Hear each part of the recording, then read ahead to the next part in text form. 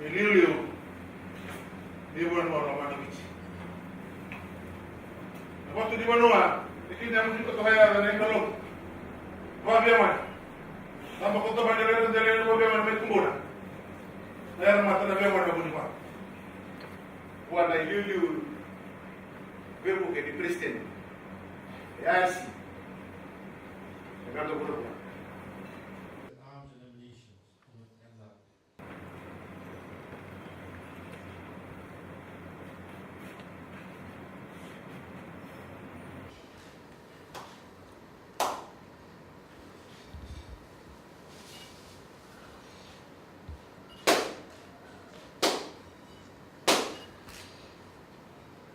Oh!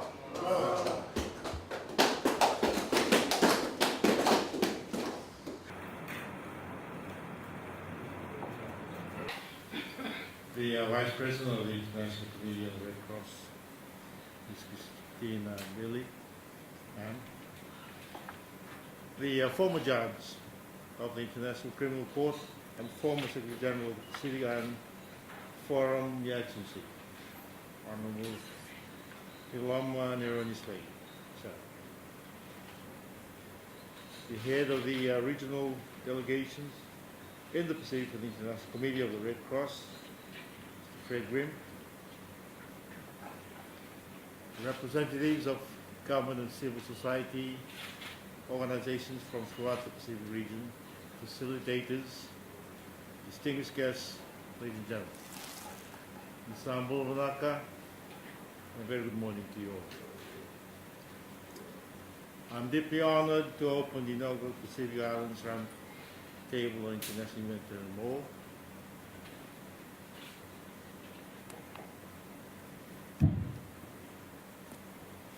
And I wish to extend a very warm welcome to all the participants. Welcome to Fiji and thank you for being here. This is another proud moment for Fiji as we co-host this important event on an issue that ultimately affects all of humanity.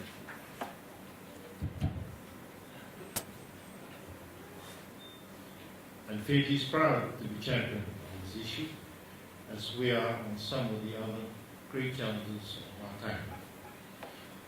Now, just last week, we hosted a pre-complimentary meeting here in Nandi, where hundreds of delegates representing over 60 countries gathered to reaffirm their support towards taking decisive action against climate change. A global phenomenon that is already affecting every person on Earth, particularly those of us here in the Pacific. Now, Fiji is now ready to take on the presidency of COP23, as you know. And we made it clear that our presidency is on behalf of all the Pacific Island countries and other low-lying nations around the world. My wife was sound And today, we are honored to once again host representatives throughout the Pacific to discuss another critical and very relevant issue, not only for the region, but for the entire global community. I wish to acknowledge and commend the commitment of the International Committee of the Red Cross, who is co-hosting this event alongside the Fijian government, for upholding the values and safety of humankind from conflict and ensuring that all states make good on their obligations to respect and ensure compliance with the laws of war. Fiji fully supports ICRC's activities, both here in Fiji, throughout the region and abroad.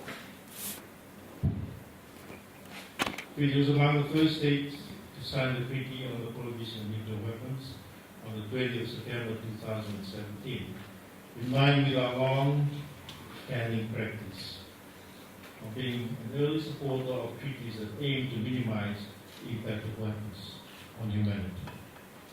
Fiji signed the Anti-Personnel Mine Ban Convention when it opened the signature, when it was opened for signature in 1997, and soon after ratified the convention in 1988. We were among the nations whose ratification brought the Anti-Personnel Mine Ban Convention into force. Same can be said of the Chemical Weapons Convention, which Fiji signed earlier in 1993. It also signed the Custom Munitions Convention when it opened to signature in 2008. This convention was ratified in 2010. ICRC has considered Fiji state practice as part of the Custom International Humanitarian Law study, and now Fiji is part of the Custom International Humanitarian Law database, giving our nation great influence over the development of Custom International Law. We also took part in the 4th Commonwealth International Humanitarian Law Conference in 2015. Now, this development has led to Fiji being able to offer our first ever course on international humanitarian law. Now, this will be facilitated by Fiji's Deputy Commander of the Republic of Fiji Armed Forces, Brigadier General Mohammed Aziz, who is here with us today, through the University of Fiji. This is aligned to facilitate great exchange among civic, government, legal advisors to develop an integrated community of international humanitarian law experts in Fiji and the Pacific. Like the International Committee of the Red Cross, Fiji and the Pacific plan to engage in a constructive role of ensuring that arms and ammunition do not end up in the hands of those who could use them to violate international humanitarian law.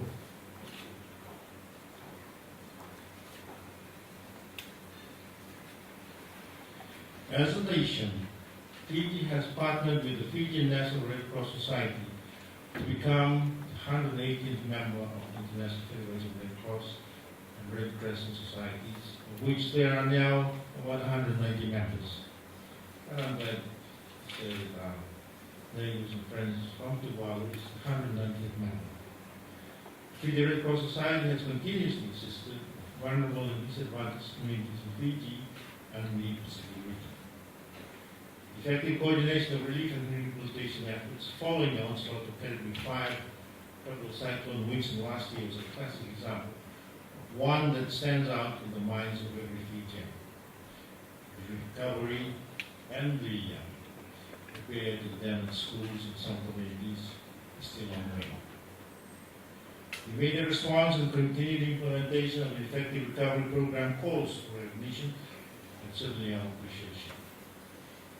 With limited resources, the Fiji Red Cross Society was among the first voluntary organizations to assist in rebuilding the affected communities.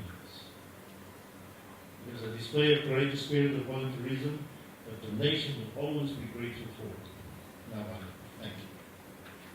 Fiji and the Pacific. Fiji and the Pacific share the concerns of the International Committee of Red Cross that climate change and armed conflicts can combine to create heightened vulnerability for our civilian populations. It is encouraging to note that the international humanitarian law encompasses international legal framework that operate to protect the natural environment. As I mentioned earlier, we have just hosted a pre-COP23 meeting here last week, and that meeting has been hailed as an unqualified success. I'm glad to see that the climate change is also on the agenda of this meeting. The countdown to Bonn, Germany, has begun. With 12 days left before our Prime Minister, the Honorable Rangi Bainimarama, addresses the world as COP23 President. During our pre-COP, Fiji announced that we had become the first emerging market to issue a sovereign green bond to support climate change. To support climate change mitigation and adaptation and other environment-friendly projects. We have set an example for every vulnerable nation by creating a win-win situation that provides investors with attractive investment propositions and an opportunity to support environmentally sound projects. Bigger than that, we have put real policies behind our Honorable Prime Minister's call to forge a grand coalition of governments, businesses and civil society to drive decisive climate action. Fiji has made enormous contributions to the United Nations peacekeeping efforts with our disciplined forces, establishing a standard in the world of service to their fellow human beings. They have a vocation of peace, or for peace, an end to violence and repression that the country can be proud of. As a former young peacekeeper, I can vouch that peacekeeping is a duty noble in service to humanity. We realize that repression, violence, and war in various parts of the world is a reality, and that we all have an obligation to ensure the safety and security of most of the most vulnerable in our society, including in particular women and children. Fiji's disciplined forces have become part of the group of peacekeepers who have become a beacon of hope for a very troubled world. Working towards attaining world peace is considered as an honorable task. In all of this, it is imperative that peacekeeping forces are equipped with the knowledge and understanding to apply and rely upon the protections of international humanitarian law. At home front, I am proud to mention that the International Committee of Red Cross is training workshops with the Fiji Police and the RFMF takes place annually.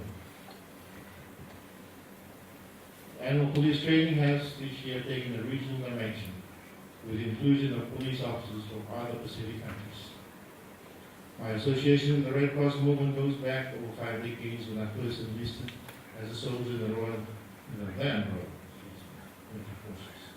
This bond was strengthened when I was involved in peacekeeping duties abroad over a span of about 20 years. I eventually served as Fiji Red Cross National Board member in the 1990s, and my engagement with the Red Cross has deepened my awareness and appreciation of the significant role of the Red Cross Society. This has gained a special place in my heart for the people we serve, and for the many great men and women who have served as volunteers, especially during times of disasters. As a current patron of the Fiji Red Cross Society here in Fiji, I am thankful to be part of this worldwide society of individuals who have the welfare of their respective nations at heart. I once again express our profound gratitude to the International Committee of Red Cross for hosting this forum. Thank you, ma'am. I acknowledge the presence of participants throughout the Pacific region. Welcome to Fiji, I hope you're doing the same. It is a wonderful opportunity for you to share your own knowledge and experiences on international humanitarian work. Ladies and gentlemen, I wish you well in every success in your deliberations. I now have the great pleasure and honor to officially open the Northern Pacific Islands Roundtable on International Humanitarian Law. Now, thank you. I'm photography since 1860, so it's a testimony of 150 years of humanitarian action. Thank you, Excellencies.